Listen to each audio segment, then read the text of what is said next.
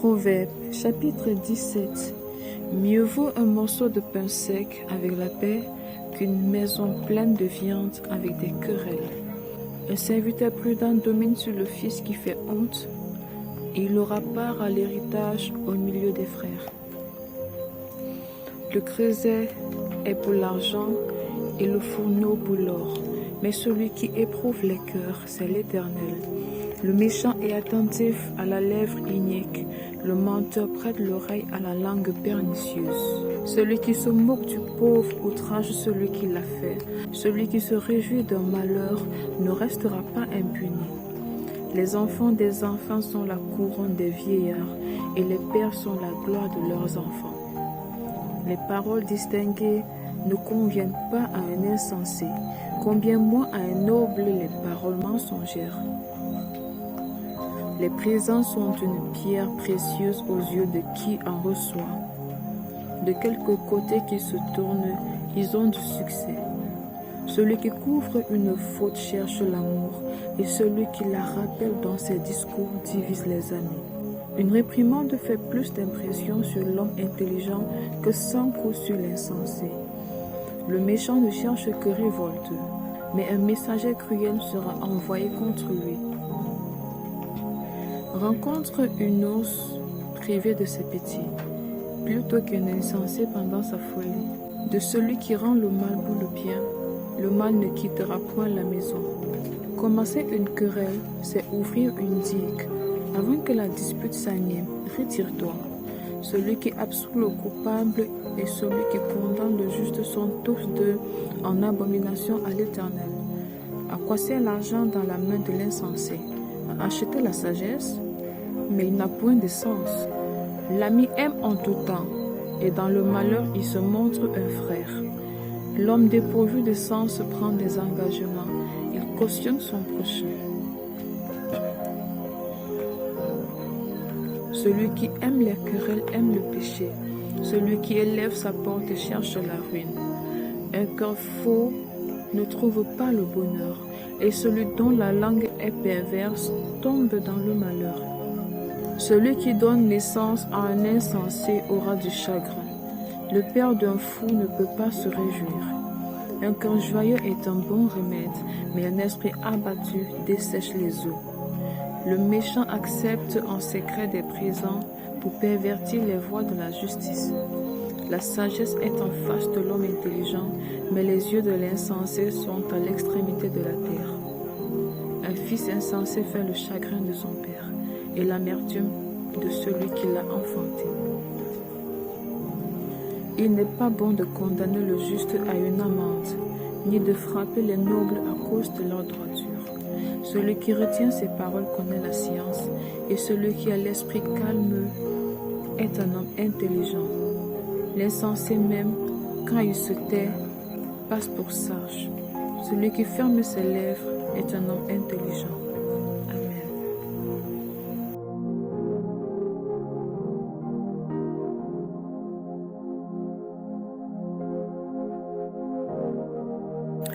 Évangile de Jésus-Christ selon Luc, chapitre 7. Après avoir achevé tous ses discours devant le peuple qui l'écoutait, Jésus entra dans Capernaum. Un centenier avait un serviteur auquel il était très attaché et qui se trouvait malade sur le point de mourir.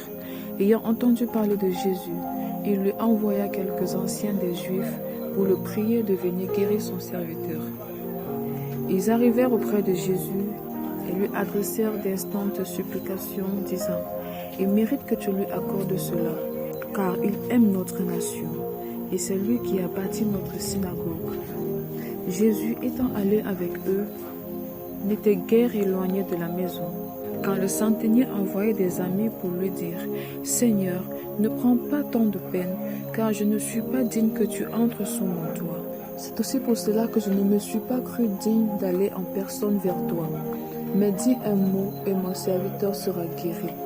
Car moi qui suis soumis à des supérieurs, j'ai des soldats sous mes ordres, et je dis à l'un: va et il va, à l'autre: viens et il vient, et à mon serviteur: fais cela, et il le fait. » Lorsque Jésus entendit ces paroles, il admira le centenier, et se tournant vers la foule, qui le suivaient. Il dit, je vous le dis, même en Israël, je n'ai pas trouvé une aussi grande foi. De retour à la maison, les gens envoyés par le centenier trouvèrent guéri le serviteur qui avait été malade. Le jour suivant, Jésus alla dans une ville appelée Naïn. Ses serviteurs et une grande foule faisaient route avec lui. Lorsqu'il fut près de la porte de la ville, voici, on portait en terre un mort, fils unique de sa mère, qui était veuve. Il y avait avec elle beaucoup de gens de la ville. Le Seigneur, l'ayant vue, fut ému de compassion pour elle et lui dit, ne pleure pas. Il s'approcha et toucha le cercueil. Ceux qui le portaient s'arrêtèrent. Il dit, jeune homme, je te le dis, lève-toi. Et le mort s'assit et se mit à parler. Jésus le rendit à sa mère. Tous furent saisis de crainte et ils glorifiaient Dieu, disant, un grand prophète apparut parmi nous et Dieu a visité son peuple. Cette parole sur Jésus se répandit dans toute la Judée et dans tout le pays d'alentour. Jean fut informé de toutes ces choses par ses disciples, et il en appela 2 et les envoya vers Jésus pour lui dire, es-tu celui qui doit venir, ou devons-nous en attendre un autre? Arrivés auprès de Jésus, ils dirent, Jean-Baptiste nous a envoyés vers toi pour dire, es-tu celui qui doit venir, ou devons-nous en attendre un autre? À l'heure même, Jésus guérit plusieurs personnes de maladies, d'infirmités et d'esprits malins. Il rendit la vue à plusieurs aveugles. Et il leur répondit, allez rapporter à Jean ce que vous avez vu et entendu. Les aveugles voient, les boiteux marchent, les lépreux sont purifiés, les sourds entendent, les morts ressuscitent, la bonne nouvelle est annoncée aux pauvres. Heureux celui pour qui je ne serai pas une occasion de joie. Lorsque les envoyés de Jean furent partis, Jésus se mit à dire à la foule au sujet de Jean, qu'êtes-vous allé voir au désert? Un roseau agité par le vent? Mais qu'êtes-vous allé voir? Un homme vêtu d'habits précieux? Voici, ceux qui portent des habits magnifiques et qui vivent dans les délices sont dans les maisons des rois. Qu'êtes-vous donc allé voir? Un prophète? Oui, vous dis-je, et plus qu'un prophète. C'est celui dont il est écrit, voici, j'envoie mon messager devant ta face pour préparer ton chemin devant toi. Je vous le dis, parmi ceux qui sont nés de femmes, il n'y en a point de plus grand que Jean. Cependant, le plus petit dans le royaume de Dieu est plus grand que lui. Et tout le peuple qui l'a entendu, et même les publicains ont justifié Dieu, en se faisant baptiser du baptême de Jean. Mais les pharisiens et les docteurs de la loi, en ne se faisant pas baptiser par lui, ont rendu nul à leur égard le dessein de Dieu. À qui donc comparerai-je les hommes de cette génération, et à qui ressemblent-ils? Ils ressemblent aux enfants assis dans la place publique et qui, se parlant les uns aux autres, disent « Nous vous avons joué de la flûte et vous n'avez pas dansé. Nous vous avons chanté des complaintes et vous n'avez pas pleuré. Car Jean-Baptiste est venu, ne mangeant pas de pain et ne buvant pas de vin. Et vous dites, il a un démon. Le Fils de l'homme est venu, mangeant et buvant. Et vous dites, c'est un mangeur et un buveur, un ami des publicains et des gens de mauvaise vie. Mais la sagesse a été justifiée par tous ses enfants. Un pharisien pria Jésus de manger avec lui. Jésus entra dans la maison du pharisien et se mit à table. Et voici une femme pécheresse qui se trouvait dans la ville, ayant su qu'il était à table dans la maison du pharisien, apporta un vase d'albâtre plein de parfums, et se tint derrière, aux pieds de Jésus. Elle pleurait, et bientôt elle le mouilla les pieds de ses larmes, puis elle les essuya avec ses cheveux, les baisa et les oignit de parfum. Le pharisien qui l'avait invité, voyant cela, dit en lui-même, si cet homme était prophète, il connaîtrait qui et de quelle espèce est la femme qui le touche. Il connaîtrait que c'est une pécheresse. Jésus prit la parole et lui dit, Simon, j'ai quelque chose à te dire. Maître, parle, répondit Simon. Un créancier avait 2 débiteurs. L'un devait 500 deniers et l'autre 50. Comme il n'avait pas de quoi payer, il leur remit à tous 2 leurs dettes. Lequel l'aimera le plus? Simon répondit, celui, je pense, auquel il a le plus remis. Jésus lui dit, tu as bien jugé. Puis, se tournant vers la femme, il dit à Simon, vois-tu cette femme? Je suis entré dans ta maison et tu ne m'as point donné d'eau pour laver mes pieds. Mais elle les a mouillés de ses larmes et elle les a essuyés avec ses cheveux. Tu ne m'as point donné de baiser, mais elle, depuis que je suis entrée, elle n'a point cessé de me baiser les pieds. Tu n'as point versé d'huile sur ma tête, mais elle a versé du parfum sur mes pieds. C'est pourquoi je te le dis, ses nombreux péchés ont été pardonnés, car elle a beaucoup aimé, mais celui à qui on pardonne peu aime peu. Et il dit à la femme, les péchés te sont pardonnés. Ceux qui étaient à table avec lui se mirent à dire en eux-mêmes, qui est celui-ci qui pardonne même les péchés? Mais Jésus dit à la femme, ta foi t'a sauvée, va en paix.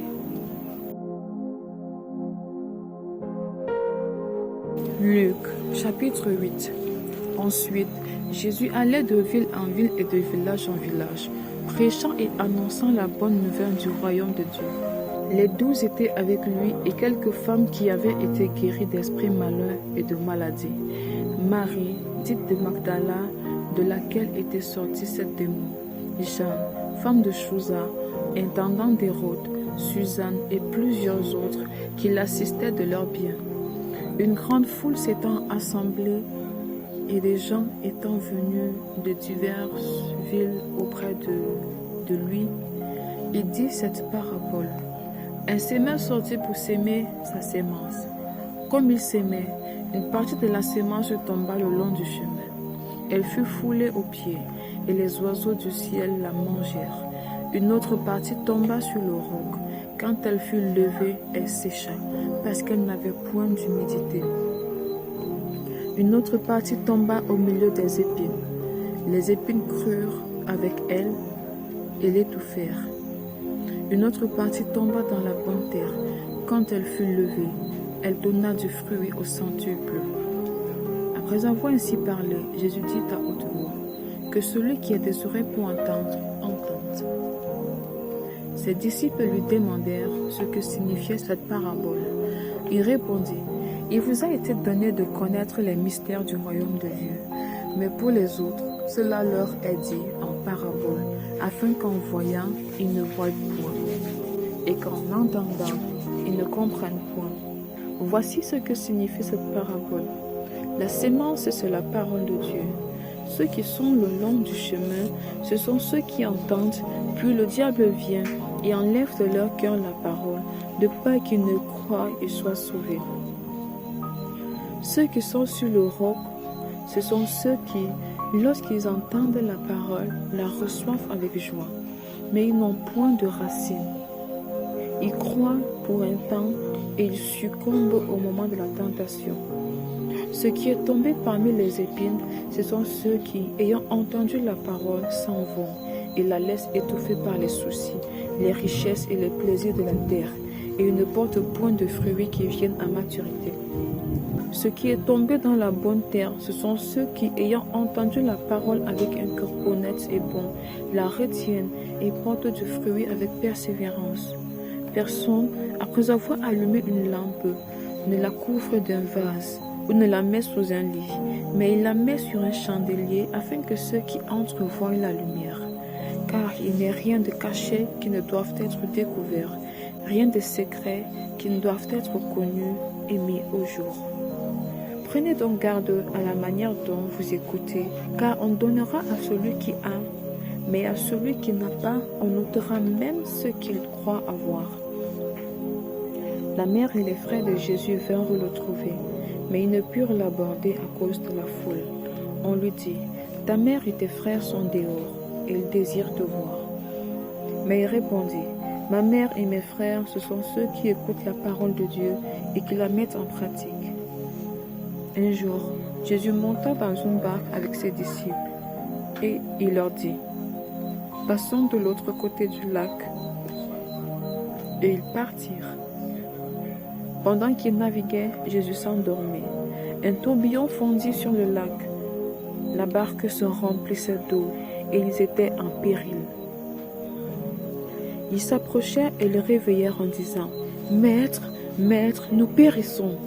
S'étant réveillé, il menaça le vent et les flots qui s'apaisèrent et le calme revint. Puis il leur dit « Où est votre foi ?» Saisis de frayeur et d'étonnement, ils se dirent les uns aux autres « Quel est donc celui-ci qui commande même les vents et à l'eau et à qui ils obéissent ?» Ils abondaient dans le pays des Géraséniens qui est vis-à-vis de la Galilée. Lorsque Jésus fut descendu à terre, il vint au-devant de lui un homme de la ville qui était possédé de plusieurs démons depuis longtemps. Il ne portait point de vêtements et avait sa demeure non dans une maison, mais dans les sépulcres. Ayant vu Jésus, il poussa un cri, se jeta à ses pieds et dit d'une voix forte, « Qu'y a-t-il entre moi et toi, Jésus, Fils du Dieu très haut? Je t'en supplie, ne me tourmente pas. » Car Jésus commandait à l'esprit impur de sortir de cet homme, dont il s'était emparé depuis longtemps. On le gardait lié de chaînes et les fers aux pieds, mais il rompait les liens et il était entraîné par les démons dans le désert. Jésus lui demanda, « Quel est ton nom ?» « Légion, répondit-il, car plusieurs démons étaient entrés en lui. Et il priait instamment Jésus de ne pas leur ordonner d'aller dans l'abîme. Il y avait là dans la montagne un grand troupeau de pourceaux qui paissaient, et les démons supplièrent Jésus de leur permettre d'entrer dans ces pourceaux, et il le leur permit. Les démons sortis de cet homme entrèrent dans le pourceau, et le troupeau se précipita des pentes escarpées dans le lac et se noya. Ceux qui les faisaient paître, voyant ce qui était arrivé, s'enfuirent et répandirent la nouvelle dans la ville et dans les campagnes. Les gens allèrent voir ce qui était arrivé. Ils vinrent auprès de Jésus, et ils trouvèrent l'homme de qui étaient sortis les démons, assis à ses pieds, vêtu et dans son bon sens. Ils furent saisis de frayeur. Ceux qui avaient vu ce qui s'était passé leur racontèrent comment le démoniaque avait été guéri. Tous les habitants du pays des Géraséniens prièrent Jésus de s'éloigner d'eux, car ils étaient saisis d'une grande crainte. Jésus monta dans la barque et s'en retourna.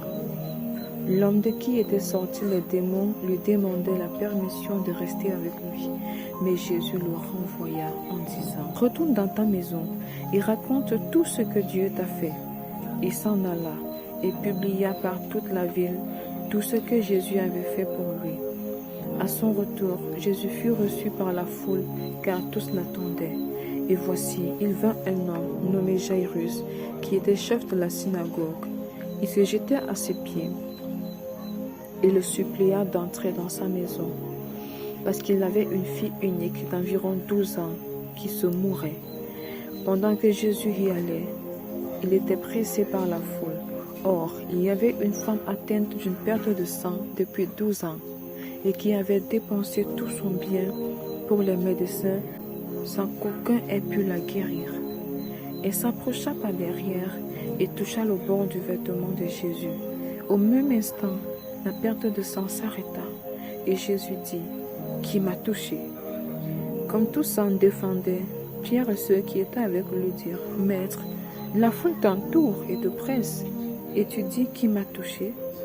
Mais Jésus répondit, « Quelqu'un m'a touché, car j'ai connu qu'une puissance était sortie de moi. » La femme, se voyant découverte, vint toute tremblante se jeter à ses pieds et déclara devant tout le peuple pourquoi elle l'avait touché et comment elle avait été guérie à l'instant. Jésus lui dit, « Ma fille, ta foi t'a sauvée, va en paix. » Comme il parlait encore, survint de chez le chef de la synagogue quelqu'un disant, « Ta fille est morte, n'importune pas le maître. » Mais Jésus, ayant entendu cela, dit au chef de la synagogue, « Ne crains pas, crois seulement et elle sera sauvée. » Lorsqu'il fut arrivé à la maison, il ne permit à personne d'entrer avec lui, si ce n'est à Pierre, à Jean et à Jacques, et au père et à la mère de l'enfant. Tous pleuraient et se lamentaient sur elle. Alors Jésus dit, « Ne pleurez pas, elle n'est pas morte, mais elle dort. » et il se moquait de lui, sachant qu'elle était morte. Mais il la saisit par la main et dit d'une voix forte, « Enfant, lève-toi !» Et son esprit revint en elle. Et à l'instant, elle se leva, et Jésus ordonna qu'on lui donnât à manger. Les parents de la jeune fille furent dans l'étonnement, et il leur recommanda de ne dire à personne ce qui était arrivé.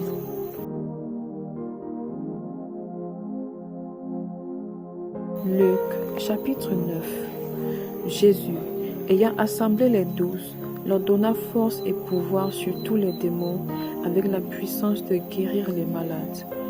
Il les envoya prêcher le royaume de Dieu et guérir les malades.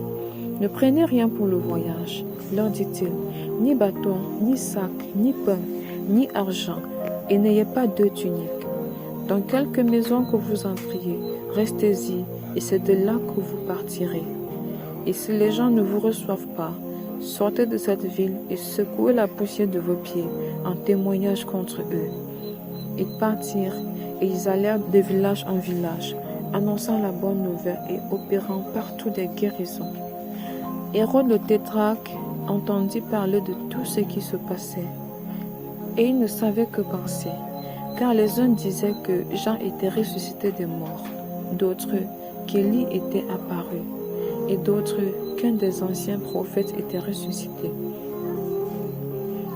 Mais Hérode disait, « J'ai fait décapiter Jean. Qui donc est celui-ci dont j'entends dire de telles choses ?» Et il cherchait à le voir. Les apôtres étant de retour, racontèrent à Jésus tout ce qu'ils avaient fait. Il les prit avec lui et se retira à l'écart, du côté d'une ville appelée Bethsaïda.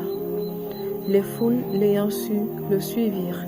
Jésus les accueillit et il leur parlait du royaume de Dieu.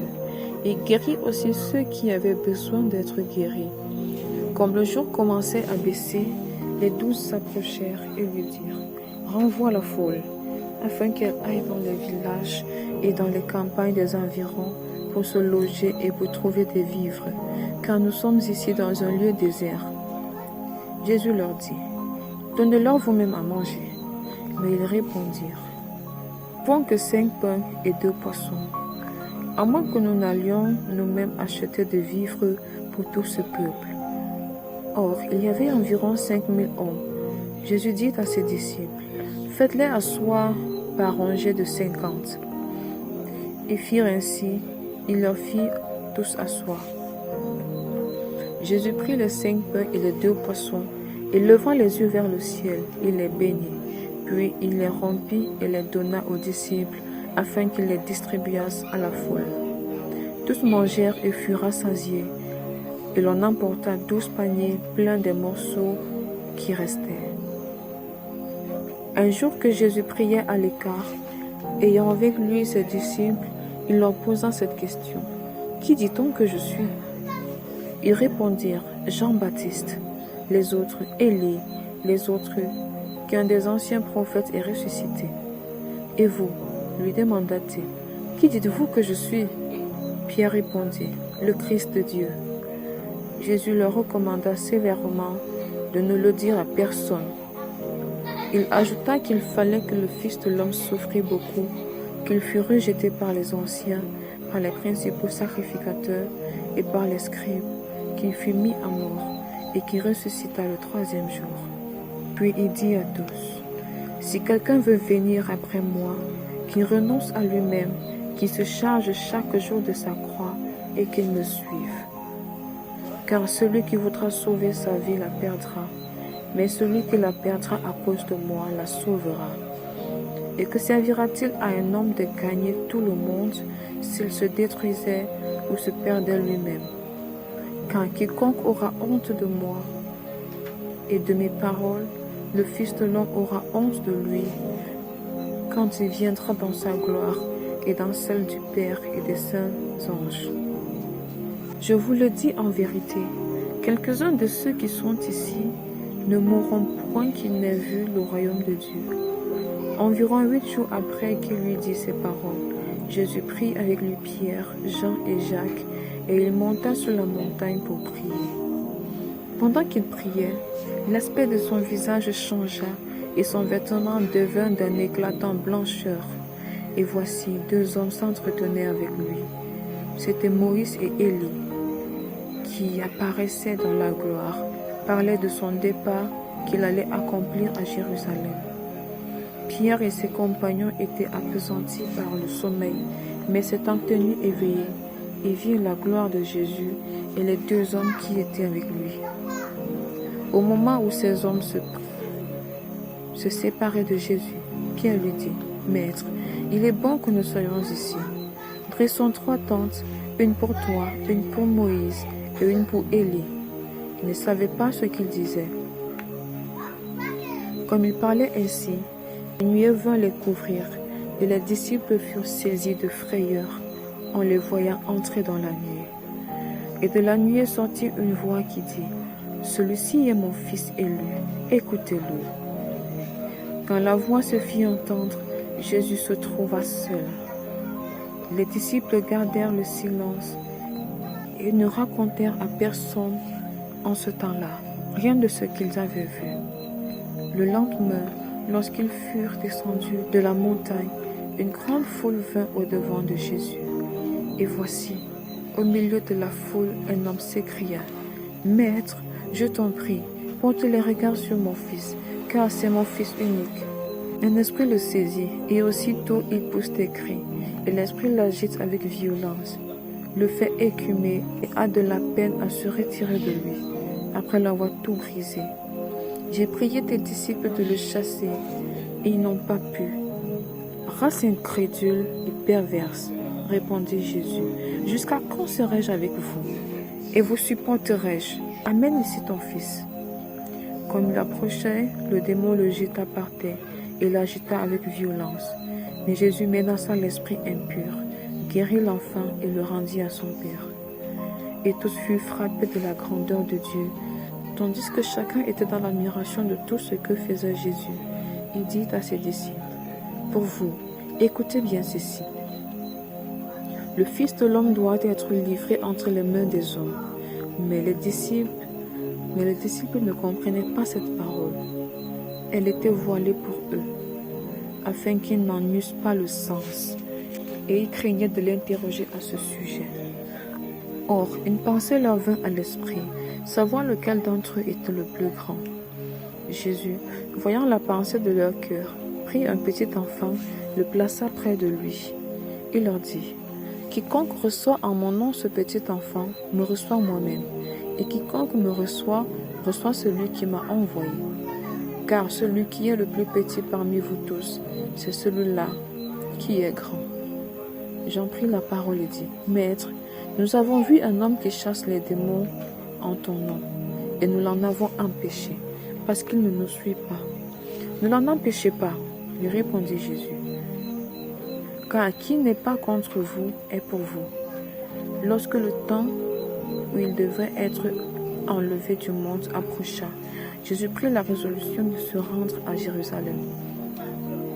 Il envoya devant lui des messagers qui se mirent en route et entrèrent dans un bourg des Samaritains pour lui préparer un logement.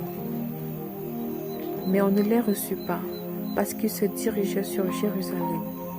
Les disciples Jacques et Jean, voyant cela, dirent, « Seigneur, veux-tu que nous commandions que le feu descende du ciel et les consume ?»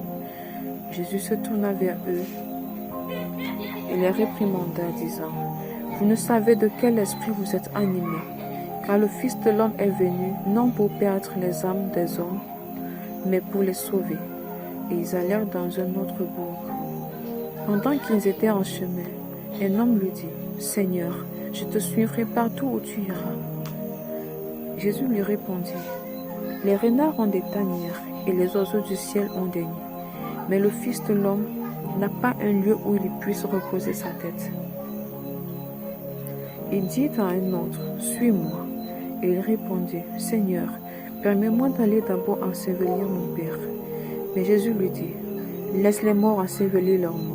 Et toi, va annoncer le royaume de Dieu. » Un autre dit, « Je te suivrai, Seigneur, mais permets-moi d'aller d'abord prendre congé de ceux de ma maison. » Jésus lui répondit, « Quiconque met la main à la charrue et regarde en arrière n'est pas propre au royaume de Dieu.